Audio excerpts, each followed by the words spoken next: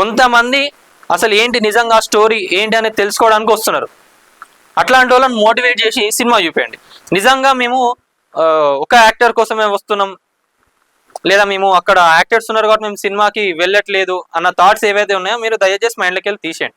ఆ సినిమాలో ఉన్న కాన్సెప్ట్ ఏంది, అసలు భక్త కన్నప్ప ఎంత భక్తి ఉంటుండే శివుడి పైన, అసలు వాయులింగం ఎట్లొచ్చింది బయటికి అనే అన్ని పాయింట్స్ కూడా సినిమాలో ఉన్నాయి. దానికోసం వెళ్ళండి.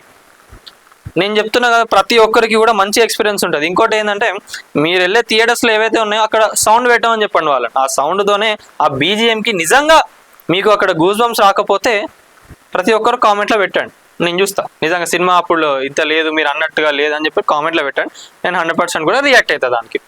నేను ఎందుకు ఇంత ధైర్యంగా చెప్తున్నా అంటే సినిమా నిజంగా చాలా బాగుంది. ప్రతి ఒక్కరు వెళ్ళి మీ ఫ్యామిలీతోని చూడండి. చిన్నపిల్లలైనా సరే, పెద్దోళ్ళైనా, ఎవరైనా సరే ప్రతి ఒక్కరు కూడా కన్నప్ప మూవీని చూడండి.